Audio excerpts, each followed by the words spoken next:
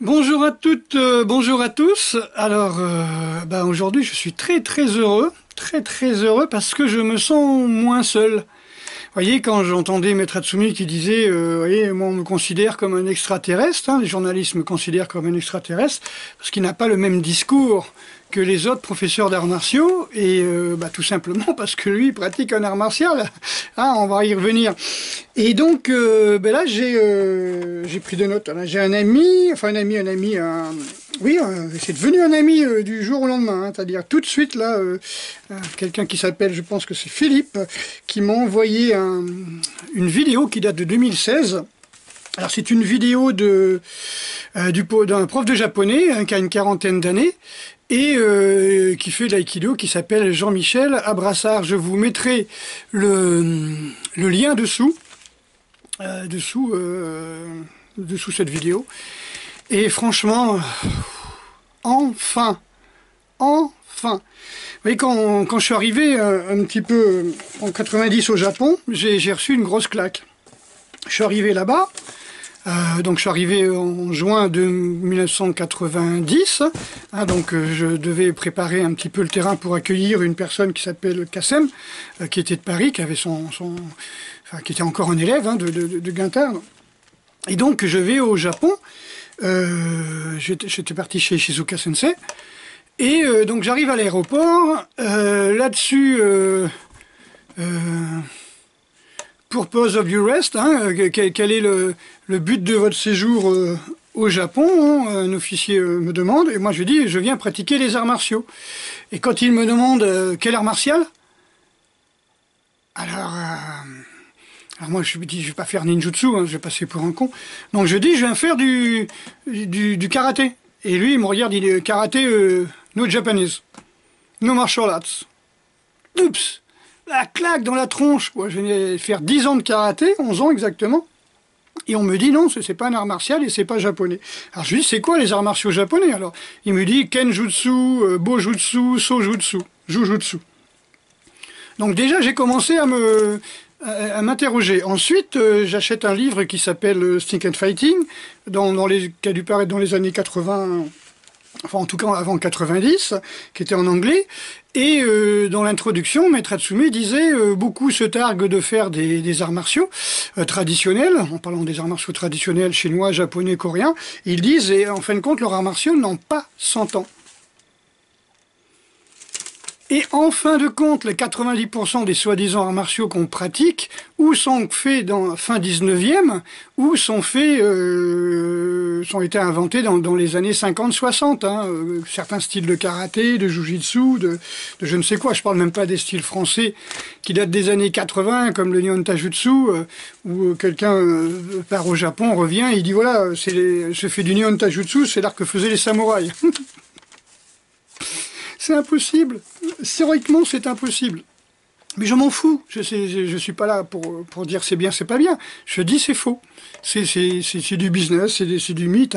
Mais bon, pourquoi pas? Les gens sont complètement perdus dans le mythe, en sachant que les Japonais, au départ, ont perdu la guerre, et à partir de là, ils sont prêts à vendre n'importe quoi. Surtout les ultranationalistes, qui ont perdu cette guerre, alors qu'ils étaient tous derrière leur principe de Yamato Damashi, de dame du Japon. Yamato Damashi, on pourrait le traduire par Yamato Kokoro, l'âme du Japon. Ils sont basculés dans l'ultranationalisme, dans l'ultramilitarisme, derrière le soi-disant Bushido.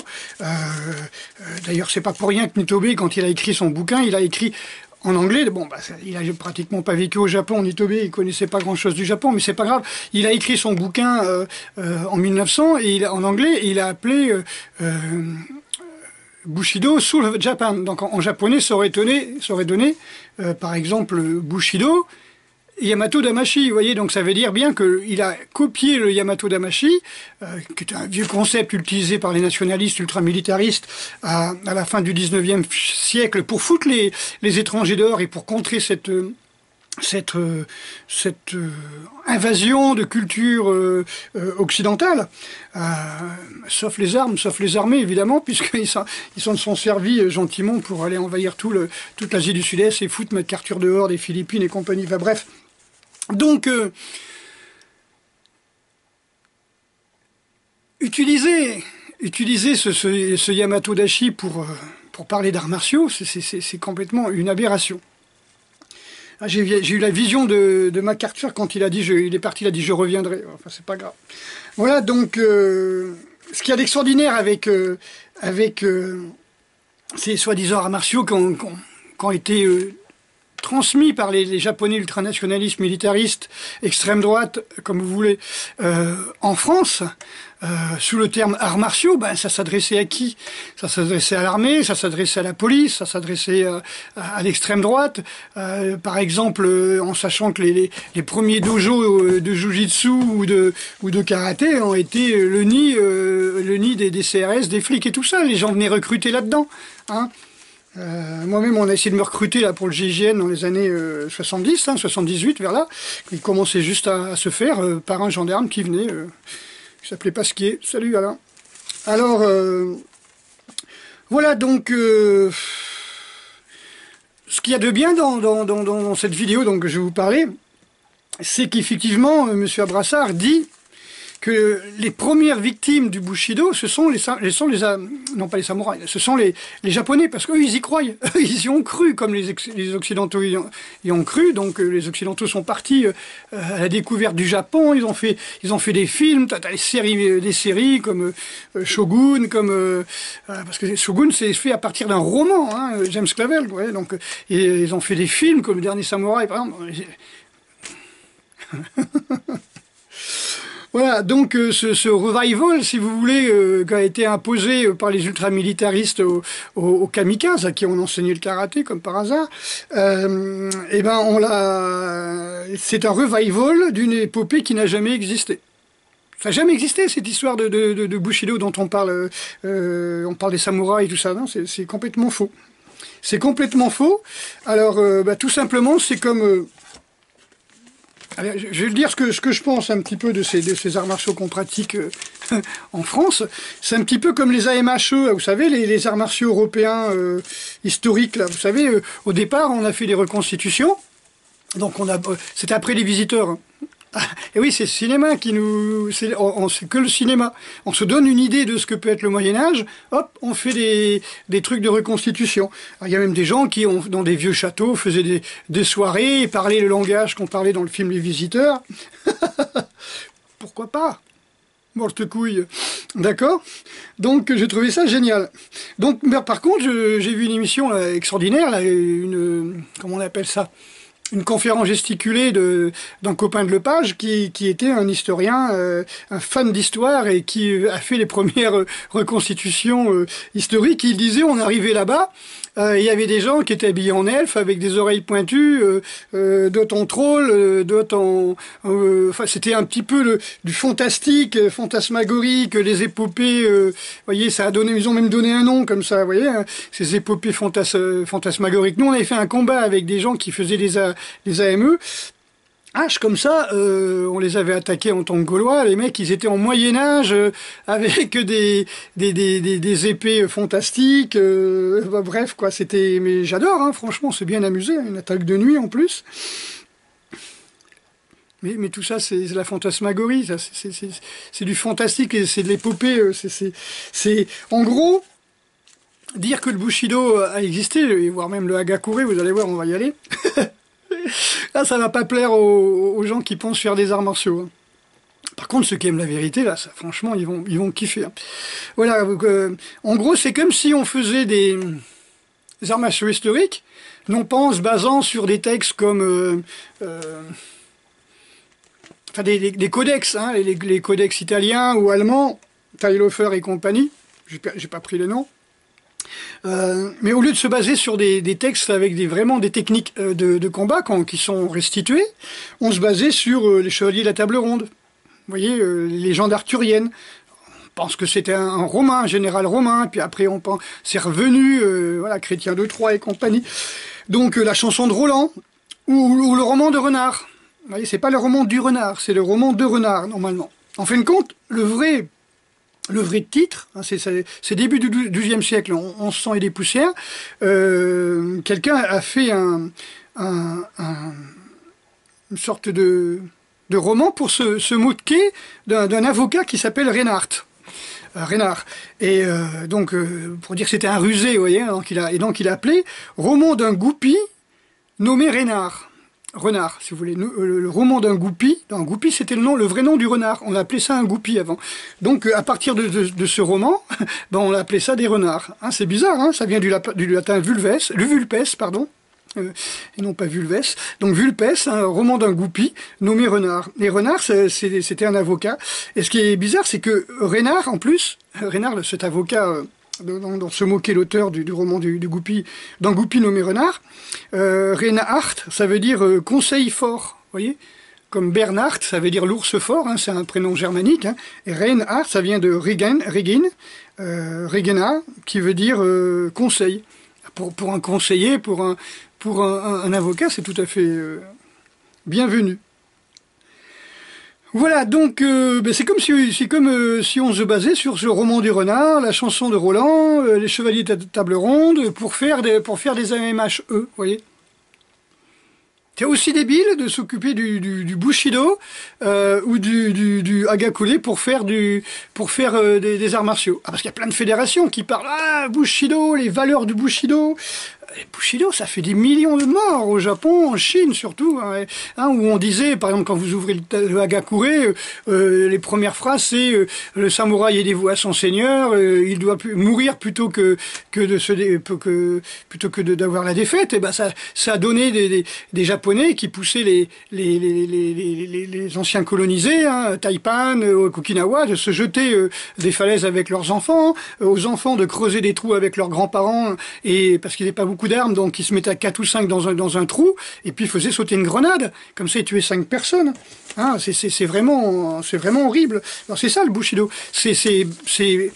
Les politiciens du 19e siècle, fin 19e siècle, refusaient l'occidentalisation du Japon, et ont sorti le Yamato Damashi en utilisant des mots comme Bushido. Hein. Yamato Damashi, on en parle, je vous dis, au 10e siècle, dans les premiers écrits. Hein. Ces écrits, vous savez que... comme le Koji, pas le Kojiki, si, on en parle dans le Kojiki, on en parle dans le Lady du Genji, et c'est ces romans écrits par des princesses qui s'emmerdaient, voilà, qui écrivaient tout ce qui se passait, vous voyez, c'était les, comment on appelle ça, les nanas qui étaient au balcon et puis qui écrivent, vous savez, les vampes, les vampes du Xe siècle au Japon, elles écrivaient tout ce qui se passait dans les cours, tout ce qu'elles entendaient des voyageurs et tout. Ah, ça donnait le guide du Heike, le guide du Genji. Hein. Ah, donc, Genji no Monogatari, Heike Monogatari, mais je vous les conseille, hein, c'est extraordinaire. Hein. Bon, c'est pas forcément vrai, hein, c'est surtout légendaire. Hein. Kojiki, c'est encore plus légendaire. Hein, c'est la fondation du Japon, voilà. Je vous conseille par contre le Konjaku Monogatari. Hein, ça, c'est Atsumi Sensei le conseiller. J'adore ce livre. Voilà, donc on va revenir un petit peu sur ces livres, si vous voulez, du Hagakure. Alors Hagakure, c'était écrit en 1709, entre 1709 et 1716. Donc c'était, je le répète, hein, j'ai déjà dit, un moine, c'est-à-dire un ancien samouraï, c'est-à-dire un ancien samouraï. Samouraï, ça veut dire serviteur, hein, c'est-à-dire fonctionnaire. Hein. Donc c'est quelqu'un qui reçoit une pension. Et Hagakure a été écrit par Yamamoto Tsunetomo, je sais plus, enfin Yamamoto. Yamamoto, c'est quoi? C'est un ancien attaché aux écritures, donc un comptable, si vous voulez, qui s'est retrouvé à la retraite dans un monastère, comme faisaient beaucoup de moines, hein, donc, beaucoup de samouraïs, donc, quand ils étaient à la retraite, hein, ils allaient dans des monastères. Et c'est quelqu'un qui a jamais fait la guerre, à moins qu'il ait eu 130 ans, quoi, je veux dire, ou 140 ans, il a jamais connu de samouraï faisant la guerre. Le livre a été écrit entre 1709 et 1716, et il y avait la paix de la Pax Tokugawa, hein, il y avait plus de guerre entre les samouraïs depuis la bataille de Sekigahara en 1600. Tokugawa avait réuni le Japon, donc il y avait plus ces guerres. Sengoku, c'est-à-dire la période des guerres, s'arrête en 1600. Les vrais samouraïs, c'était avant, et ces samouraïs-là, qui est vraiment important quand on parle la voie du sabre, katana, l'honneur, venger, harakiri, tout ça. Vous savez comment on appelait les samouraïs? On les appelait les yubi no mono avant, c'est-à-dire les archers. Donc les samouraïs, c'était des cavaliers qui tiraient à l'arc ou qui avaient des lances. Le sabre, c'est surtout un daisho, je crois qu'on appelle ça, c'est-à-dire le sabre avec le petit sabre. C'est un titre, c'est une parure honorifique. Hein. Il n'y a pas vraiment eu de guerre, quoi, à part taper sur des chrétiens, enfin assiéger des chrétiens à Shimabara pendant que les Hollandais, enfin les chrétiens catholiques, pendant que les Hollandais qui sont protestants tiraient à boulet rouge sur le canon, sur le château. À part ça, il n'y a pas vraiment eu beaucoup de batailles. Hein, Nagashino c'était avant, voilà. Donc après 1600, il n'y a pas eu vraiment beaucoup de batailles, quoi. Je veux dire. Oui, contre des révoltes, couper des mecs des armées, quoi, ou aller à Okinawa, taper sur des paysans, avec peut-être qu'il y avait des nunchaku ou des rames, mais bon, comme disait, les Satsuma, ils ont eu 0 mort. Hein. Voilà, donc quelque part, le Hagakure, ça a été écrit entre 1709 et 1716. Ensuite, ça a été diffusé, ou en tout cas publié, dans le clan de Yamamoto, qui était un clan paumé au fond du Japon. Et 99% de la population ne savait pas lire, parce qu'il y avait 90% comment on appelle ça, de commerçants et de paysans à l'époque. Et puis c'était pas du tout diffusé. On a découvert le Hagakure au XXe siècle. Même les Japonais ont découvert le Hagakure pratiquement au XXe siècle. Et encore ceux qui s'intéressaient à ça. Au XXe siècle, début XXe siècle, les Japonais étaient tournés vers l'Occident. Hein. Donc ensuite, Inazo Nitobe, qui était un enfant qui est né donc à la fin de la période de paix, hein, donc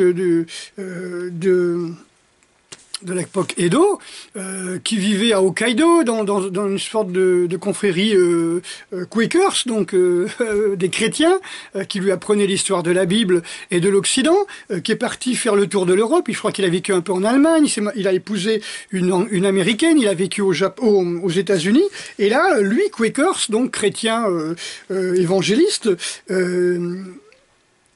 écrit un livre en anglais, en 1900, je dis bien en 1900, qui s'appelle Bushido Soul of Japan. Donc, en japonais, ça aurait donné Bushido Yamato Damashi. Donc, en s'inspirant du Yamato Damashi, enfin de la légende, on va dire, du Yamato Damashi, du Hagakure, etc. Donc tout ça, c'est faux. Tous ceux qui ont écrit ça n'ont jamais rencontré un seul samouraï combattant. Vous voyez, les royaumes combattants, ça s'arrête en 1600. Voilà. Donc, le Bushido écrit en 1900 et le Hagakure Kirigaki est édité en 1716. Donc c'est fini, quoi. Il n'y a plus de guerre, il n'y a plus cette période de guerre. Bon, voilà, c'est surtout ça qu'il fallait voir. Donc, qui se sert du Hagakure? Qui se sert de ça au Japon actuellement? Les ultranationalistes, matérialistes, c'est un pléonasme. Les ultranationalistes, les ultramilitaristes. Et ça a été envoyé dans les années 50 après la guerre en Europe. Voilà. Quel dojo, quelle fédération? Extrême droite, etc. Quoi. On ne connaît rien vraiment de tout ça. Et donc, moi, je connais pas beaucoup de dojos de karaté qui sont des gauches, hein, qui sont dans la gauche. Hein. Bref. Voilà, donc c'est basé sur des mythes et des légendes. Voilà. Donc, j'avais noté...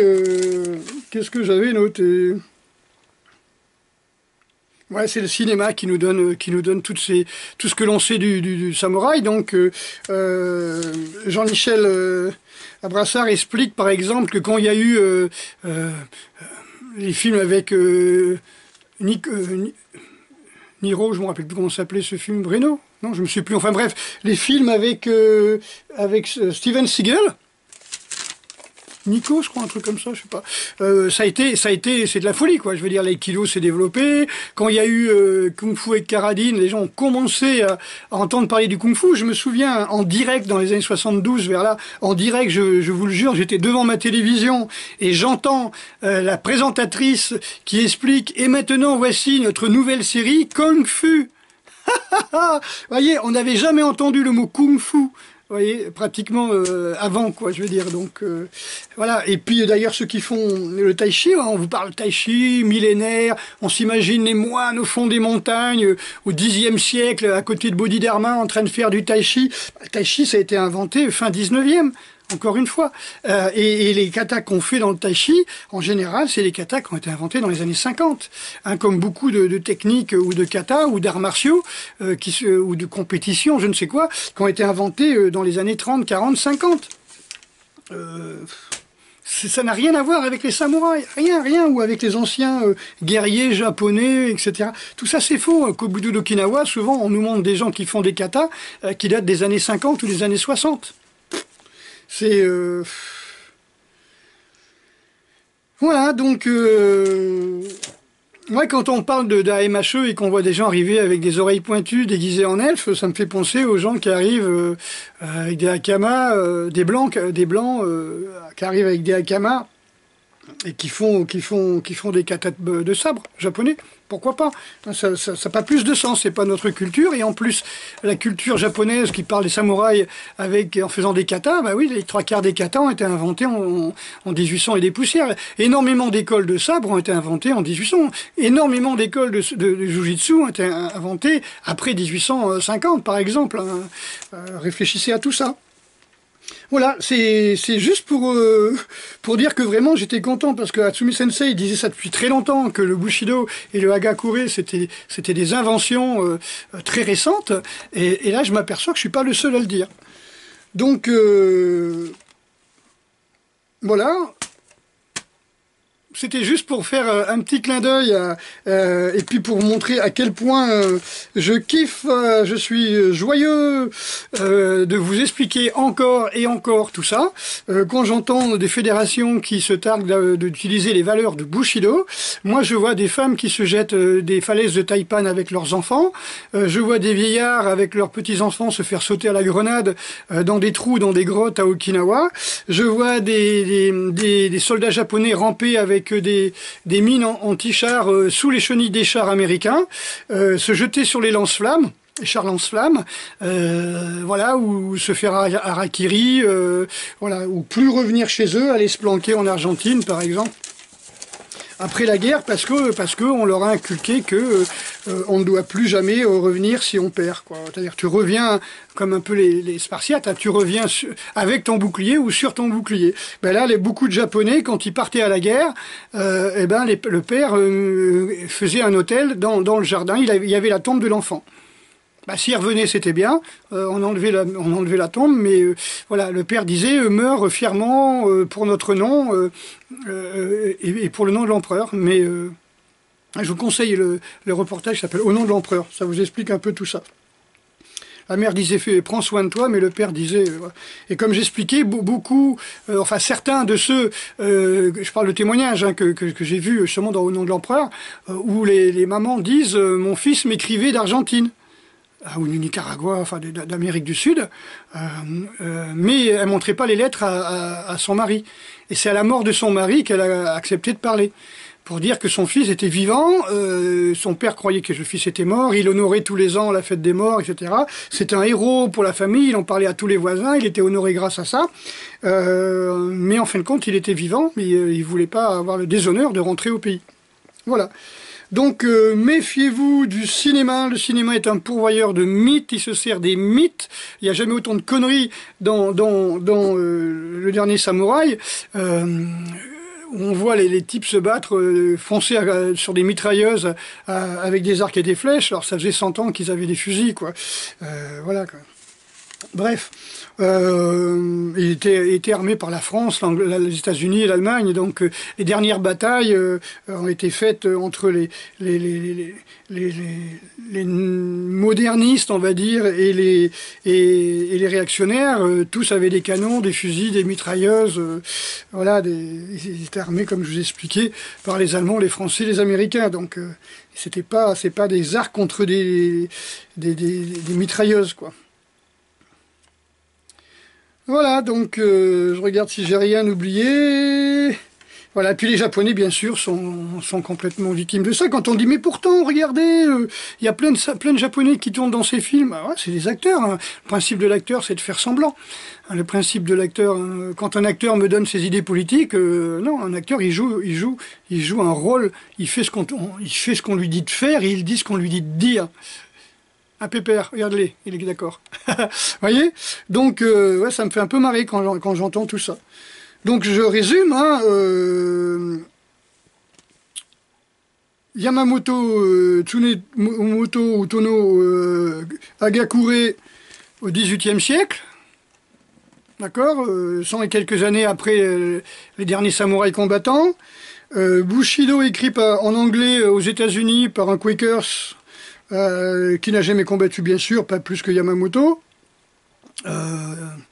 Inspiré du Yamato Damashi, et Roland d'extrême droite, ultra nationaliste japonais, ultra-militariste. Tout ça, c'est du fantastique médiéval, ça n'a jamais existé. Voilà, j'espère que c'est clair et net. Méfiez-vous dans votre dojo si on vous parle de